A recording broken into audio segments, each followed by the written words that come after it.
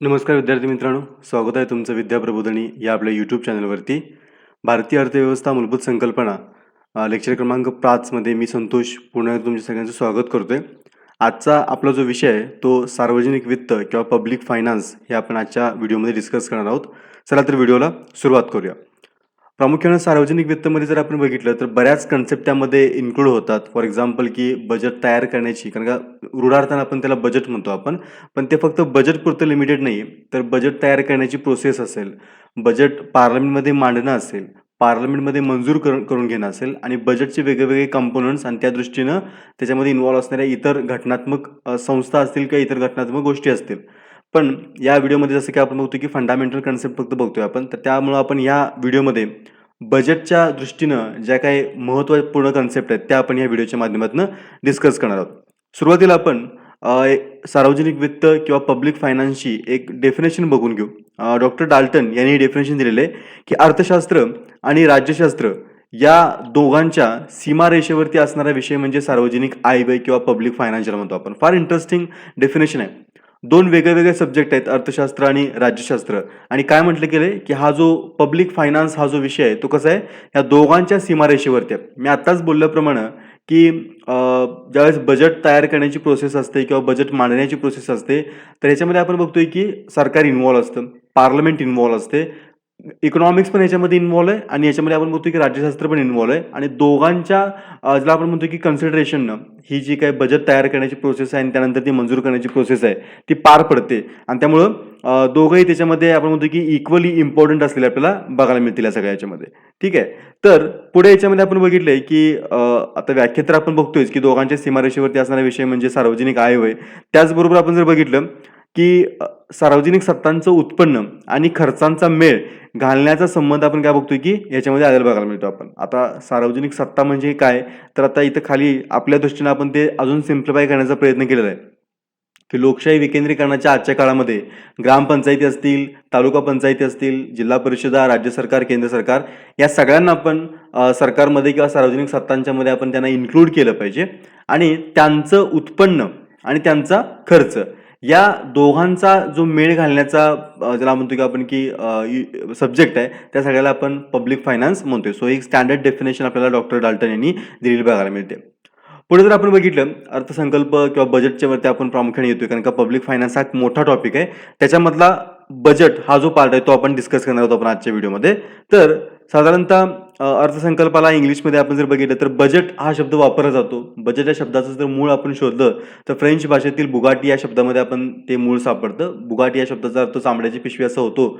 आणि तिकडं म्हणजे फ्रान्समध्ये किंवा युरोपियन कंट्रीजमध्ये काय केलं जायचं की जे वार्षिक विवरणपत्र आहे, कारण का आपण जर पॉलिटीचा विषय घेतला किंवा राज्यशास्त्राचा विषय घेतला तर राज्यशास्त्रामध्ये किंवा आपल्या घटनेमध्ये बजेट हा शब्द वापरला गेला नाही, तर त्याच्याऐवजी काय शब्द वापरला गेलाय तर वार्षिक विवरणपत्र. तर ही जी वार्षिक विवरणपत्र होती ती युरोपियन कंट्रीजमध्ये काय केली जायची, चामड्याच्या पिशवीतून आणली जायची आणि ती पार्लमेंटमध्ये किंवा जी काही सत्ता असेल त्यांच्यासमोर मांडली जायची. आणि म्हणून त्याच्यावरून त्या बुगाटीवरून त्याला बजेट हा शब्द मिळालाय असं मानलं जातं. आणि तर आपण बघितलं की भारतीय राज्यघटनेच्या कलम 112 नुसार त्याला आपण काय म्हणतो, वार्षिक वित्तीय विवरणपत्र म्हणतो आपण त्याला. ठीक आहे ना.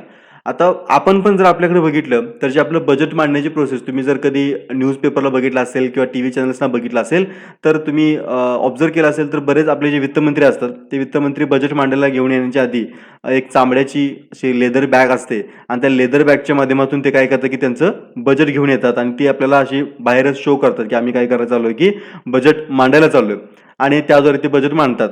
आपल्याकडे पण ती प्रथा होती, पण गेल्या काही वर्षामध्ये आपण बघतो की ती प्रथा आपण मोडली. आपण त्या वार्षिक वित्तीय विवरणपत्राला किंवा अर्थसंकल्पाला आता आपण बहीखाता म्हणायला चालू केलं. ते आणण्याची प्रोसेस पूर्वी चामड्याची पिशवी होती, त्याच्याऐवजी आपण आता रेड कलरचं जे काय आपण ट्रॅडिशनल पद्धतीने मांडत होतो त्या पद्धतीने मांडतोय. सो प्रकार वेगळे येतील, पण आपण फक्त कन्सेप्टच्या अनुषंगाने आपण त्याला इतकं समजून घेणं सफिशियंट आहे. पुढे जर आपण बघितलं तर सार्वजनिक जो वित्त प्रवाह असतो, आता एक शब्द आपण इथं समजून घेणं गरजेचं आहे. कुठलाही शब्द तसाच पाठीमागे ठेवून आपण पुढे जाणार नाहीये. सार्वजनिक वित्त प्रवाह म्हणजे काय, तर पैसा हा जो असतो तो प्रवाही असतो, लक्षात घ्या. ठीक आहे ना. म्हणजे तो कधीही साठून राहत नाहीये. त्याचा कुठून ना कुठं काय असतो, की त्यांचा प्रवास चालू असतो. मग तो लोकांच्याकडनं व्यापाऱ्यांच्याकडे, व्यापाऱ्यांच्याकडनं अजून मोठ्या व्यापाऱ्यांच्याकडे, त्यांच्याकडनं टॅक्सच्या रूपात सरकारकडे आणि सरकारकडनं आपण काय बघतोय, की सरकारी योजनांच्या माध्यमातून तो आपल्यापर्यंत. असा तो पैशांचा प्रवास काय असतो, की नेहमी चालू असतो. आणि ज्यावेळेस ह्या वित्त प्रवाहाचा सरकारला तुमच्या काही जमा खर्च मांडायचा असतो. कारण का ऑब्व्हियस आहे, सरकारचं कामच ते असणार आहे, की हा जो बाजारामध्ये फिरणारा पैसा आहे सगळा, त्या पैशाचा कुठेतरी हिशोब ठेवला पाहिजे, काहीतरी त्याचं ऑडिट ठेवलं पाहिजे. तर तो जमा खर्च जो आहे तो करताना सरकारला खालील टप्प्यातनं जावं लागतं किंवा त्या जमा खर्चाला खालील टप्प्यातून जावं लागतं. कुठले कुठले टप्पे आहेत ते? पहिलं म्हणजे राजकोषीय धोरण ठरवणं. आता परत आपण त्या मुद्द्यावरती येतोय, की जो आपण पाठीमागच्या 2 लेक्चरमध्ये वारंवार डिस्कस करतोय आपण, की राजकोषीय धोरण किंवा ज्याला आपण फिस्कल पॉलिसी म्हणतो आपण. आरबीआयच्या बाबतीतले आपण मॉनिटरी पॉलिसी डिस्कस करून झालेलं आहे. इथं आपण आता बघतोय, की सरकारचा संबंध आला आणि सरकारच्या दृष्टीने आपण काय बघतोय आता, तर राजकोषीय धोरण किंवा फिस्कल पॉलिसी ठरवणं हा त्याच्यामधला पार्ट येईल. कर आणि करेत्तर महसूल गोळा करणं, ज्याला आपण टॅक्स आणि नॉन टॅक्स रेव्हेन्यू म्हणतो आपण, तर तो देखील गोळा करणं महत्त्वाचं आहे. कारण का तोच तुमच्या सरकारच्या काही उत्पन्नाचा मेन सोर्स असतो आणि तो या प्रवाहामधला काही एक महत्त्वपूर्ण घटक आहे.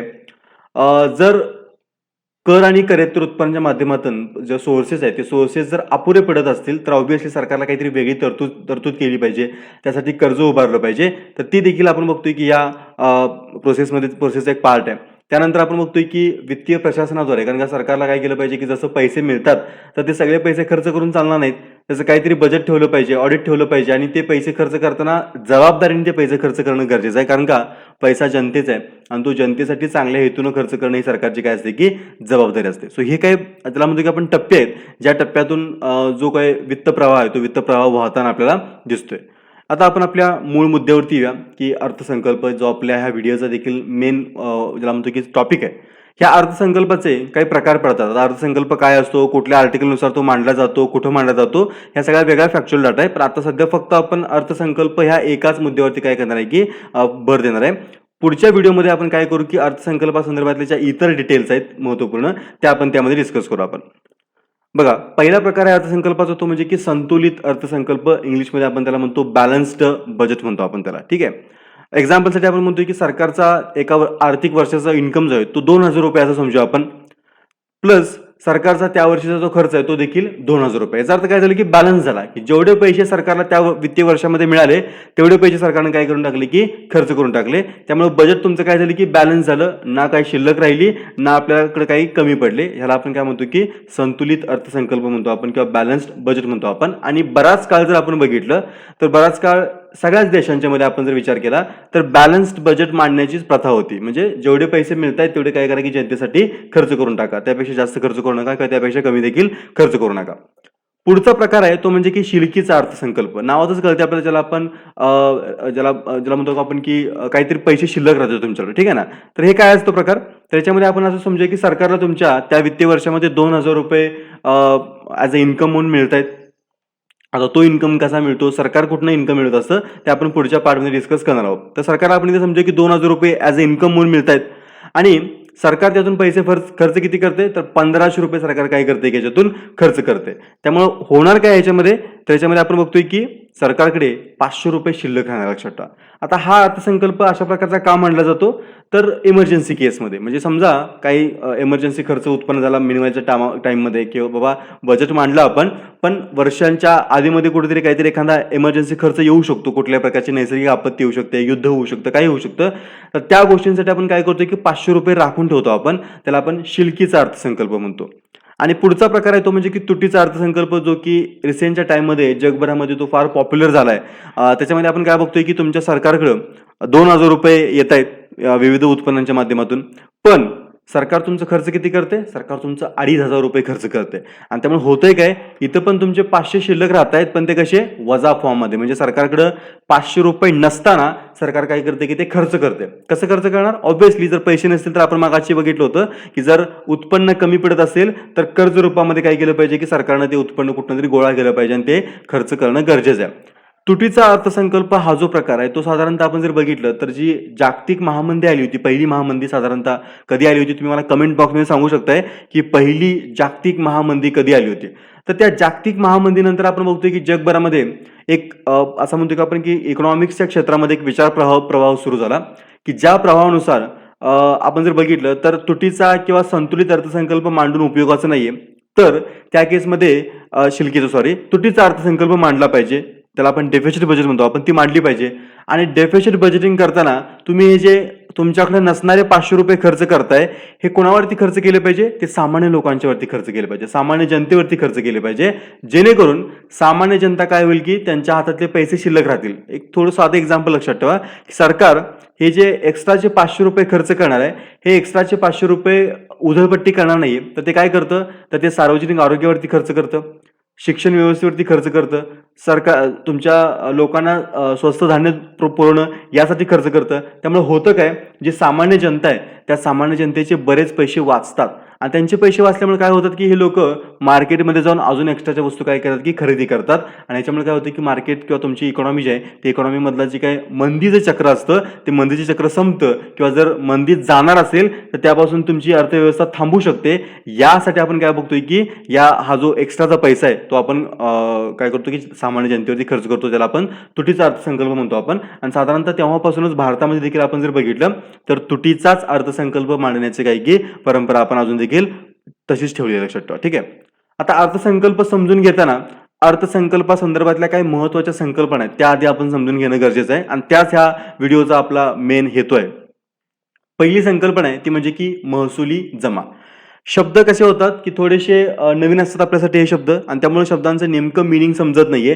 त्यामुळे आपण काय करूया, महसुली जमा समजून घेताना त्याच्यामध्ये आपण प्रकार बघू आपण कुठले कुठले आहेत, आणि एका साध्या एक्झाम्पलद्वारे आपण काय करू की महसुली जमा नेमकी काय असते ते समजून घेण्याचा प्रयत्न करू. बघा, महसुली जमा जी होते, ज्याला आपण रेव्हेन्यू रिसिप्ट म्हणतो आपण, ती दोन प्रकारची असते. पहिला प्रकार इथे मी तुमच्यासमोर मेन्शन केलाय ती म्हणजे की कर महसूल. आता कर हा जो शब्द आहे तो काय मी वेगळा सांगायची आवश्यकता नाहीये. तर टॅक्स आपल्याला माहिती आहे, आणि सरकारच्या उत्पन्नाचा जर मेजर सोर्स आपण बघितला तर टॅक्स हा सरकारच्या उत्पन्नाचा काय की मेजर सोर्स असला आपल्याला बघायला मिळतोय. सो कर महसूल म्हणजे नेमकं काय असतं, इथं आपण करण हा एक आपला नवीन आता ह्यातला आपण हिरो आहे आपला, की जो ऑफिसमध्ये काम करतोय, एक जॉब करतोय, आणि या जॉबच्या माध्यमातून त्याला काहीतरी उत्पन्न मिळते. ऑब्व्हियसली काय उत्पन्न मिळणार त्याला वेतन मिळणार. त्या जिथं जो जॉब करतोय त्या ठिकाणी त्याला काय मिळतंय की पगार मिळतोय महिन्याच्या महिन्याला. प्लस त्याला अजून काय मिळतं, अजून त्याला भविष्य निर्वाह निधी ज्याला आपण पीएफ म्हणतो आपण, पेन्शन असेल तर ती पेन्शन त्याला मिळते. सो या वेगळ्या वेगळ्या स्वरूपाच्या गोष्टी त्याला मिळत आहेत. आता ह्या गोष्टी त्याला का मिळत आहेत आपल्या करणला, तर करण जी काय XYZ आपली कंपनी आहे त्या XYZ कंपनीमध्ये काय करतोय की जॉब करतोय, काहीतरी काम करतोय, आणि त्या कामाच्या बदल्यात म्हणून त्याला काय मिळतात की हे पगार आणि बाकीच्या सगळ्या गोष्टी आपण ज्या बघितल्या त्या त्याला मिळत आहेत. आता लक्षात घ्या की मिळालेलं वेतन प्लस जो भविष्य निर्वाह निधी त्याला शेवटी मिळेल, किंवा पेन्शन वगैरे गोष्टी त्याला ज्या शेवटी मिळतील, या काही त्याला परत करायचे का कोणाला? ऑब्व्हियसली नाहीये. म्हणजे समजा असं होतं का की कंपनीने काय केलं की बरोबर 1 तारखेला काय केलं की घरांच्या अकाउंटवरती सॅलरी जी आहे ती सॅलरी क्रेडिट केली, बाबा सॅलरी जमा झाली. लगेच कंपनीचं काय होतं की 2-3 दिवसांना मेल येते आणि कंपनी काय म्हणते की तुम्ही काय करा की मिळालेली सॅलरी काय करा की आम्हाला पुढच्या 2-3 महिन्यामध्ये परत करा. असं होतं का? तर असं होत नाहीये. म्हणजे कुठल्याही प्रकारची लायबिलिटी नाही लक्षात ठेवा की मिळालेला जो पैसा आहे तो मिळालेला पैसा पूर्णपणे हा करंचा आहे, कारण तो त्याला पाहिजे तसा खर्च करू शकतो. तो पैसा त्याला कोणालाही रिटर्न करायचा नाहीये, किंवा कोणाला इथे उधारी नाहीये त्याला परत करण्याची. त्यामुळे हा सगळा पैसा त्याचा आहे, त्याच्या उत्पन्नाचा पैसा लक्षात ठेवा. ठीक आहे ना. त्याला आपण करंचा कर महसूल म्हणू आपण, की जो त्याला कोणालाही काय करायचं नाही की परत करायचं नाहीये, आणि त्यासाठी त्याने काम केलेलं आहे. तसं जर आपण सरकारच्या बाबतीत बघितलं तर सरकारला देखील अशा प्रकारचं एक उत्पन्न मिळतं, त्याला आपण काय म्हणतो प्रत्यक्ष कर, आणि अप्रत्यक्ष कराच्या माध्यमातून त्याला ते उत्पन्न मिळतं. आता हे प्रत्यक्ष कर काय असतात, अप्रत्यक्ष कर काय असतात ते आपण कधीतरी ज्यावेळेस टॅक्सचा टॉपिक बघू आपण त्याच्यामध्ये डिस्कस करू आपण.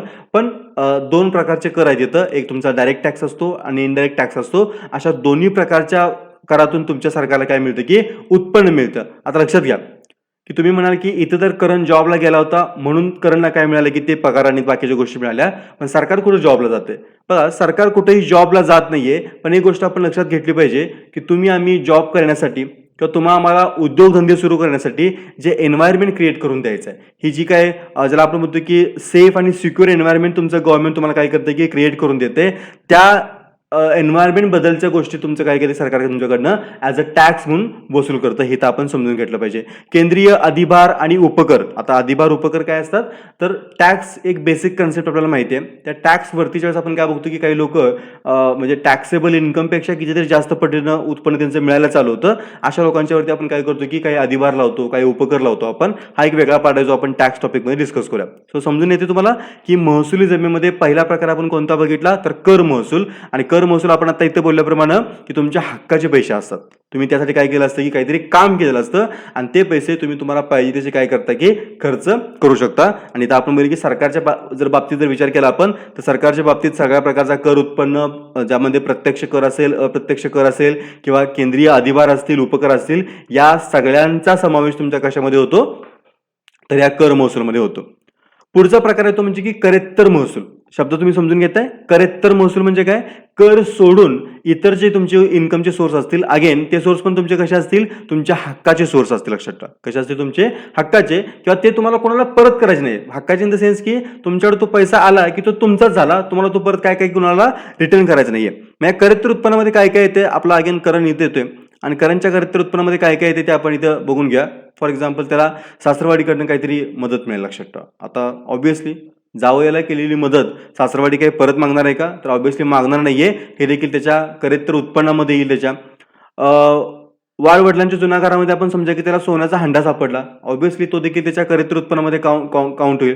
समजा तुमच्या करणकडे एखादं स्किल आहे आणि त्या स्किलचा वापर करून तो काय करतोय की काही कोर्सेस मार्केटमध्ये विकतोय, तो देखील त्याच्या इन्कमचा काय की सोर्स आहे. सो अशा प्रकारे जे काही उत्पन्न मिळतं ते उत्पन्न तुमचं काय की करेत्तर माध्यमातून मिळते. आता ऑब्व्हियसली सरकारची कुठलीही सासरवाडी नाहीये किंवा सरकारचं कुठलंही असं वाडवडिलांचं घर नाही की ज्यातून त्याला सोन्याचा हंडा सापडेल. पण सरकारचे इतर सोर्स आहेत. कुठले कुठले सोर्स आहेत, सरकारच्या राजकोषीय सेवा आहेत. म्हणजे काय, तुम्हाला आम्हाला सरकार काय करतं की हे जे आपण बघतो ना की आपण समजा उत्पन्नाचा दाखला काढायला गेलो की सरकार त्याबद्दल तुम्हाला काय म्हणतं की उत्पन्न दाखले तुम्ही काय करा की आम्हाला 200 रुपये जमा करा. तर ही राजकोषीय सेवा तुम्हाला देतं, त्याच्याबद्दल सरकार पैसे वसूल करतं.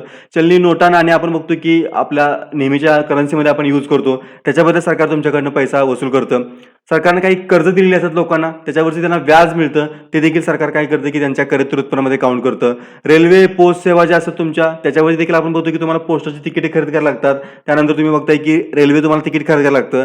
सार्वजनिक उद्योग आहेत सरकारचे, मोठे मोठे उद्योग आपण बघतोय की सेल असेल, गेल असेल, भेल असेल, एनटीपीसी असेल, असे मोठे मोठे उद्योग आहेत. आणि अशा मोठ्या मोठ्या उद्योगांच्यावरती सरकारला नफा मिळतो.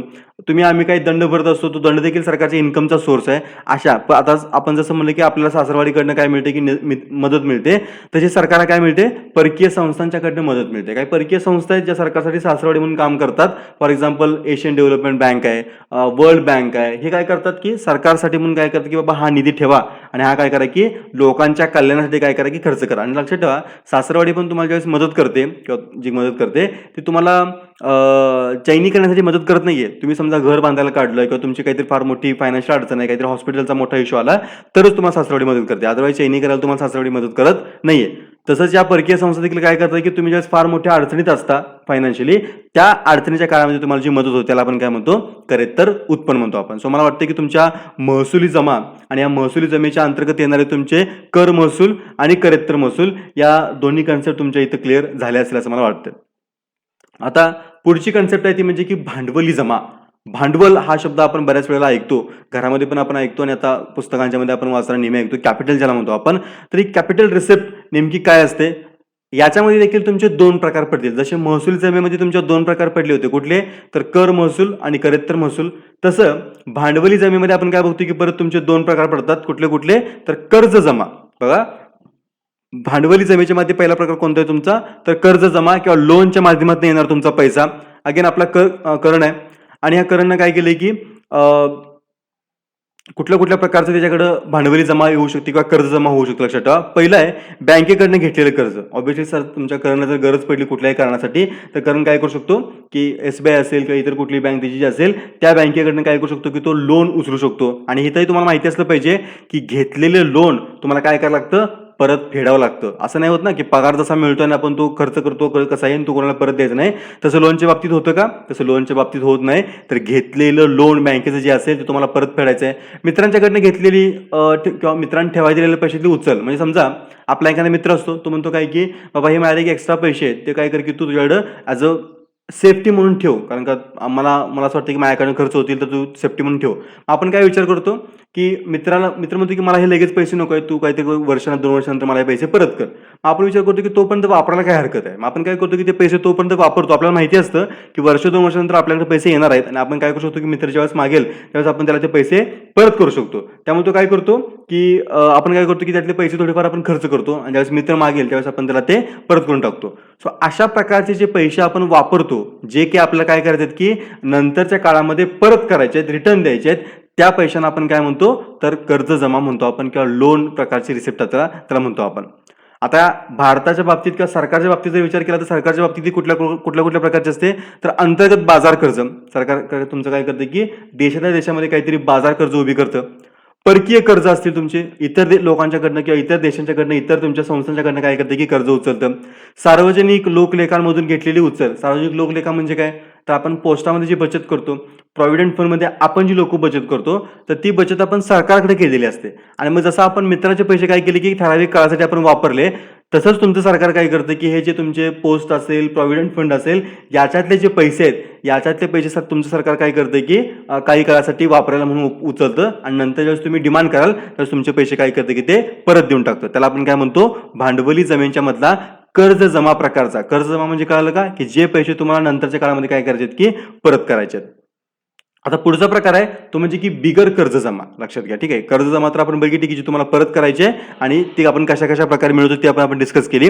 आता बिगर कर्ज जमा म्हणजे काय की कर्ज सोडून इतर कुठल्या प्रकारची तुमच्याकडे काही की भांडवली जमा आहे ते परत आपला करून येतोय आणि करंट आपण काय बघतोय की काय पैसे जमा आहेत बघा. एक तर पहिली म्हणजे की मित्रांनी दिलेल्या कर्जांची परतफेड. फार पूर्वी आपण कधीतरी आपल्या एका मित्राला समजा 5,000 रुपये 10,000 रुपये काय केले होते की ॲज अ मदत म्हणून केले होते आणि तो मित्र तुमचा अचानक येतो आणि तुम्हाला काय करतो की बाबा हे तुझे मी त्यावेळेस 10,000 रुपये घेतले होते हे परत घे तुझे तुला आणि आपल्याकडे अचानक धनलाभ झाला. आपण विसरून गेलो असतो की बाबा हे पैसे आपल्याला परत मिळतील पण ते पैसे परत मिळाले आपल्याला. किंवा आपल्या घरामध्ये एखादी जुनी कार आहे, जुनी ज्याला म्हणतो आपण की बाईक आहे ती आपण विकली कारण का आपल्याला नड आहे, आपल्याला पैशाची गरज आहे म्हणून आपण ती विकून टाकली आणि ती विकून आपल्याला त्याबद्दल काय मिळाले की काय पैसे मिळाले. आता बघ लक्षात घ्या, ही देखील तुमच्याकडे जे पैसे आले हे पैसे तुम्ही कुठे मिळवायला गेले नव्हता, बरोबर आहे ना. मित्राला दिलेलं जे कर्ज होतं त्या कर्जाची तुम्हाला जी परतफेड मिळाली ती परतफेड करण्यासाठी तुम्ही कुठलं काम केलं होतं का तर नाही, तुम्हाला ते आयते तुमच्याकडे काय झाले की जमा झाले तुमचे. दुसरं आपण बघतोय की जुनी कार आपली जी होती किंवा जे बाईक होती ती आपण विकली, ती देखील विकताना किंवा करताना त्यासाठी आपण कुठल्या प्रकारचं काय की काम केलेलं नाहीये. आणि दुसरी महत्त्वाची गोष्ट याच्यामध्ये काय की जशी कर्ज जमा असते की जी कर्ज जमा तुम्हाला काही काळानंतर काय करायचे की त्या लोकांची परत तुम्हाला नेऊन द्यायचे, तसे हे जे पैसे तुम्हाला मिळालेत हे पैसे तुम्ही कुठेही नोकरी नाही केलेली पण तुम्हाला ते पैसे मिळालेत, पण ते पैसे तुम्हाला कोणालाही परतही करायचे नाहीत. फॉर एक्झाम्पल लक्षात आहे ना की हे जे पैसे तुम्हाला मिळतील हे पैसे तुम्हाला कोणालाही परत करायची आवश्यकता नाहीये. त्याला आपण काय म्हणतोय भांडवली जमा. पण कुठल्या प्रकारची भांडवली जमा तर बिगर कर्ज प्रकारची भांडवली जमा. परत एकदा समजून घ्या, भांडवली जमेमध्ये प्रामुख्याने 2 प्रकार पडतात. एक प्रकार तुमचा कर्ज जमा. कर्ज जमा थोडक्यात काय समजून घ्यायचं की जे पैसे तुम्ही कर्जाऊ घेताय आणि तुम्हाला येणाऱ्या काळामध्ये काय करायचे की ते पैसे तुम्हाला त्या लोकांचे परत द्यायचे. बिगर कर्ज जमा तुमचे काय असतील की जे पैसे तुम्हाला अचानक धनलाभ झालाय, तुम्हाला तरी मदत केली होती ती मदत तुम्हाला परत मिळते किंवा तुमचे एखादं जुनं भांडवल तुम्ही विकताय आणि ते भांडवल विकल्याबद्दल तुम्हाला काय मिळतं की ते पैसे परत मिळत आहेत. सरकारच्या बाबतीत जर बघितलं आपण तर सरकारने जे मागाशी तुमची अंतर्गत बहिर्गत कर्ज सरकार देखील काही लोकांना देतं, म्हणजे काही राज्यांना कर्ज दिले असतील, काही इतर संस्थांना कर्ज दिले असतील तर त्या कर्जांची सरकारला परतफेड झाली असेल किंवा निर्गुंतवणुकीतून प्राप्त झालेला निधी असेल. निर्गुंतवणूक म्हणजे काय तर सरकारचे जे मोठे उद्योग आपण आताच बोललो तर त्या मोठ्या उद्योगांना सरकार काय करते की विकून टाकतं आणि त्या विकल्यानंतर सरकारला जे काही पैसे मिळतात त्याला आपण काय म्हणतो निर्गुंतवणुकीतून मिळालेला पैसा. जसं आपण आपली जुनी कार विकली तसं सरकार त्यांचं काय करते की जुने उद्योग विकतं. तर या सगळ्या प्रकारच्या जमेला आपण काय म्हणतोय की भांडवली जमा म्हणतोय आपण. आता पुढचा इथली कन्सेप्ट आहे म्हणजे की महसुली खर्च. आपण महसुली जमा बघितली होती, आता आपण काय बघतोय की महसुली खर्च बघतोय आपण. आणि या महसुली खर्चाचे परत तुमचे 2 प्रकार पडतात. पहिला आहे तुमचा योजना महसुली खर्च. म्हणजे काय असणार आहे, काहीतरी तुम्ही प्लॅन केलाय की बाबा हे जे आहे हे रेग्युलर चालणारी गोष्ट आहे. प्लॅन म्हणजे कसा असतो की तुमचा रेग्युलर चालणारा असतो, त्या रेग्युलर चालणाऱ्या गोष्टीवर तुम्ही जो खर्च करता त्याला आपण काय म्हणतो योजना महसुली खर्च म्हणतो. आपण परत करणचं एक्झाम्पल घेतोय आणि करण ह्या व्यक्तीचा योजना महसुली खर्च काय असेल तरी मी लिहिलं आहे. लाईट बिल असेल, पाणी बिल असेल, घर भाडा असेल, किराण्याचा खर्च असेल महिन्याचा, दुधाचा खर्च असेल, पेट्रोलचा खर्च असेल. हा जो खर्च आहे हा रेग्युलर खर्च आहे, हा प्रत्येक महिन्याला येत राहणार, लक्षात ठेवा, ठीक आहे. हा तुम्ही टाळू शकणार नाहीये. तर प्रत्येक महिन्याचा हा जो रेग्युलर खर्च आहे त्याला आपण काय म्हणणार आहे की महसुली खर्च म्हणतो आपण. त्याला आपण काय म्हणलं इथं योजना महसुली खर्च. आणि सरकारच्या बाबतीत जर विचार केला आपण तर सरकार देखील काय करते की अशा रेग्युलर इंटरव्हलसाठी किंवा रेग्युलर डे टू डेसाठी काही योजना राबवत असतं, काही गोष्टी करत असतं. त्या गोष्टींच्या वरती करत असलेला खर्च म्हणजे काय असतो तुमचा ज्याला म्हणतो आपण महसुली योजना खर्च. यामध्ये लोकांचे पगार असतील त्या देणारे किंवा सरकार ज्या योजना रन करतात, फॉर एक्झाम्पल तुमची पब्लिक डिस्ट्रीब्युशन सिस्टम आहे त्याच्यामध्ये तुमचा स्वस्त धान्य देत असतं, तर हे प्रत्येक महिन्याला द्यायचंच आहे, ते तुमच्या सरकारला चुकत नाहीये. तर तो जो खर्च आहे त्याला आपण काय म्हणतोय की महसुली खर्च म्हणतोय आपण. आता योजनेतर महसुली खर्च म्हणजे हा सोडून इतर पण काही खर्च असतो जो अचानक तुमच्या समोर येऊ शकतो. तो कोणता आहे तर अचानक तुमच्या घरामध्ये पाहुणे आले. आता आपला महिन्याचा किराणा ठरलेला असतो, बाबा किराण्यावरती काय करायचं की महिन्याला साधारणतः 2,000 रुपये खर्च करायचे. पण पाहुणे आले, 15 दिवस पाहुणे राहिले, तर आपल्याला माहिती आहे की तो किराणा पुरणार नाहीये. तुम्हाला अजून काय करायला लागेल की त्यामध्ये अचानक 1,000 रुपयाचा किराणा ऍड करायला लागेल. म्हणजे हा काय झाला की तुमचा एक्स्ट्राचा खर्च झाला की जो तुमच्या योजनेमध्ये नव्हता, तुमच्या महिन्याच्या डेली प्लॅनमध्ये नव्हता, पण तो तुम्हाला करावा लागेल. दिवाळीला आपण बघतो की दूधवाला असेल, वॉचमन असेल, या लोकांना काय लागतं की तुम्हाला काही बोनस द्यावा लागतो. ऑब्व्हियसली तुमच्याकडे ते सर्व्हिस प्रोव्हाइड करतात आणि तुमच्याकडनं काय करतात की ते एक्सपेक्टेशन ठेवतं की दिवाळीला तुम्ही त्यांना काय दिला पाहिजे की बोनस दिला पाहिजे. हा देखील खर्च तुमच्या रेग्युलर एक्सपेन्सेसमध्ये काउंट केला नव्हता. हा योजनेतर खर्च आहे. तुमच्या डेली शेड्यूलमधला काय की हा वेगळा खर्च आहे, त्याला आपण योजनेतर महसुली खर्च म्हणतो आपण. सरकारच्या बाबतीत जर विचार केला आपण, सरकारच्या बाबतीत बघतो आपण की ज्याला म्हणतो आपण पेन्शन असेल किंवा काही कर्जांच्या वरचं व्याज असेल, काही सबसिडी असतील, हा जो आहे हा प्रकार तुमचा कसा असेल की योजनेतर खर्चांच्या वरती येतो. म्हणजे हा तुमच्या रेग्युलर ज्याला म्हणतो आपण एक्सपेंडिचरचा पार्ट नाहीये, तो तुमच्यासमोर अचानक उभा राहिला, म्हणून त्याला आपण काय म्हणतो की योजनेतर महसुली खर्च म्हणतो आपण त्याला. तसाच तुमचा भांडवली खर्च आहे आणि या भांडवली खर्चामध्ये परत तुमचे 2 प्रकार पडतील तुमचे. पहिला म्हणजे योजना भांडवली खर्च. बघा लक्षात घ्या, समजून घ्या. योजना महसुली खर्च काय होता, डे टू डे तुमच्या ऍक्टिव्हिटीसाठी आपण करणारा खर्च होता. आता योजना भांडवली खर्च काय असणार आहे तर इथं बघा परत तुमचा करण येतोय आणि इथं बघा तुमची 30 तुम्हाला एक्झाम्पल मिळतील की लाईट बिल तर भरायचं आहे, पाणी बिल तर भरायचं आहे, पण इथं आपण जर बघितलं तर लाईट जोडणीसाठी तुम्हाला काहीतरी भांडवली खर्च करावा लागतो. म्हणजे काय तर वायरमॅनला बोलवा, मीटर खरेदी करा, तेवढी केबल खरेदी करा, त्यानंतर फिटिंगचं सामान खरेदी करा. हा तो आहे वन टाइम खर्च मान्य आहे आपल्याला, पण तो तुम्हाला करावा लागतो आणि त्याला तुम्ही कशामध्ये काउंट करता, त्याला तुम्ही भांडवली खर्चामध्ये काउंट करता, लक्षात ठेवा. प्लस आपण पेट्रोलचा खर्च बघितला, पण तुम्हाला नवीन बाईक घ्यायची आहे, नवीन कार घ्यायची आहे, हे मोठं भांडवल उभं करायचं आहे तुम्हाला किंवा खरेदी करायचं आहे, त्यासाठी केलेला जो खर्च आहे त्याला आपण काय म्हणणार आहे इथं योजना भांडवली खर्च म्हणणार आहे आपण. सरकारच्या बाबतीत जर विचार केला आपण तर सरकारची एखादी योजना रन होते आणि त्या योजने फॉर एक्झाम्पल आपण सरकारच्या दृष्टीने जर विचार केला तर आपण असं समजा की शिक्षणावरती सरकार तुमचं काय करते की रेग्युलर इंटरवरती खर्च करत असतं. पण असं आपण समजा की सरकारने काय केलं की सगळ्या ज्या झेडपी शाळा आहेत त्या झेडपी शाळांसाठी आपण काय बघतो की इमारत निधी मंजूर करून टाकला की सगळ्या जुन्या इमारती पाडून टाका आणि त्याच्याऐवजी काय करा की नवीन इमारती बांधा. आता लक्षात ठेवा, ज्यावेळेस शाळा असते त्या शाळांच्या मध्ये काम करणारे तुमचे जे कर्मचारी असतील, म्हणजे शिक्षक असतील किंवा शिक्षकेतर कर्मचारी तुमचे असतील, यांचा जो पगार आहे तो पगार आपण कशामध्ये काउंट करणार, तो आपण महसुली योजना खर्चामध्ये काउंट करणार. पण तीच तुम्हाला शाळेची काय करायची की नवीन इमारत बांधायची आहे, तर तो आपण कुठे काउंट करणार, तर तो आपण भांडवली खर्चामध्ये काउंट करणार. कारण का तो अनएक्सपेक्टेड आहे आणि तो कसा असतो की तुम्हाला त्यामध्ये मोठी इन्व्हेस्टमेंट करायची असते, वन टाइम इन्व्हेस्टमेंट तुमची करायची असते, तर त्याला आपण काय म्हणतोय की भांडवली खर्च म्हणतोय आपण. योजनेतर भांडवली खर्च म्हणजे काय, तर इथं आपण परत करंटचं एक्झाम्पल घेऊया आणि आपण बघतोय की अचानक तुमचे एखादा मित्र येतो, नातेवाईक येतो आणि काय करतो की तुमच्याकडनं पैशाची डिमांड करतो, त्याला गरज असते, ती तुम्ही डिमांड फुलफिल करता, तो तुमचा काय झाला की योजनेतर भांडवली खर्च झाला. की बाबा इथं आपण जो खर्च करतोय तो खर्च आपण काय करतोय की अननेसेसरी गोष्टीवरती करतोय किंवा अशा गोष्टीवरती करतोय की ज्या गोष्टी तुमच्या रूल बुकमध्ये किंवा तुमच्या एकूण खर्चाच्या यादीमध्ये नव्हत्या. सीसीटीव्ही कॅमेऱ्यावरती खर्च करतोय तुम्ही, तुमच्या संरक्षणात तुम्ही काय करताय की मोठ्या प्रमाणात तुम्ही सीसीटीव्ही कॅमेरा घरामध्ये बसवताय, तर तो खर्च. आता बघा तुमचा जो वॉचमनचा पगार असेल तो कुठं असेल, तुमचा वॉचमनचा पगार तुमचा तिकडे असेल, महसुली खर्चामध्ये तुमच्या येईल. पण सीसीटीव्ही कॅमेऱ्यावरती केलेला खर्च तुमच्या कशामध्ये येतोय, तर तुमच्या भांडवली खर्चामध्ये येतो. हे नीट लक्षात ठेवण्याचा प्रयत्न करा. सरकारच्या बाबतीत जर विचार केला आपण तर शेअर्समध्ये केलेली गुंतवणूक, राज्यांना दिलेली कर्ज, परकीय देशांना दिलेली कर्ज किंवा पायाभूत सुविधांच्या वरती होणारा जो खर्च आहे तो तुमचा प्रामुख्याने कशामध्ये येणार आहे, तर योजनेतर भांडवली खर्चामध्ये येणार आहे. त्यामुळे ही कन्सेप्ट देखील तुमची इथं क्लिअर झाली असेल. एकदा परत तुमचा व्हिडिओ जर रिपीट फॉर्ममध्ये तुम्ही बघितला तर तुमच्या गोष्टी परत काय होऊन जातील की क्लिअर होऊन जातील. आता आता बजेट तर आपण बघितलं आणि बजेटचे प्रकार देखील आपण डिस्कस केले होते. आता ह्या बजेटमध्ये काही त्रुटी निर्माण होतात. आपण मगाशीच बघितले की फार पूर्वीपासून आपण काय केलं की त्रुटीचा अर्थसंकल्प मांडायला सुरुवात केलेली आहे आणि तो आपल्या बजेटचा काय झाला की एक इंटिग्रल पार्ट झालेला आहे. आता ही ज्या त्रुटी असतात, या त्रुटी नेमक्या किती प्रकारच्या आहेत, त्याचे प्रकार काय असतात, ते नेमके आपण कशा काउंट करतो ते आपण या स्लाइड्समध्ये डिस्कस करणार आहे. पहिले आहे महसुली तूट. आपण महसुली जमा बघितली होती, आपण महसुली खर्च बघितला. तर या महसुली जमा तुमची काय असेल, समजा की ₹100 असेल आणि तुमचा महसुली खर्च समजा किती असेल तर ₹110 असेल. तर याचा अर्थ काय झाला की आपण आपल्याकडे जी जमा होणारे पैसे आहे त्यापेक्षा आपण एक्स्ट्राचे पैसे खर्च केले. याचा अर्थ आपल्याला काय झालं की ₹10 तूट निर्माण झाली. त्याला आपण काय म्हणणार की महसुली तूट म्हणणार. दुसरी असते तुमची ऑब्व्हियसली भांडवली तूट. समजा तुमच्याकडे भांडवली जमा आहे ₹500 आणि तुम्ही तुमचा भांडवली खर्च किती आहे, भांडवली खर्च तुमचा आहे ₹700. याचा अर्थ काय झाला की तुमच्याकडे ₹200 भांडवली तूट निर्माण झाली.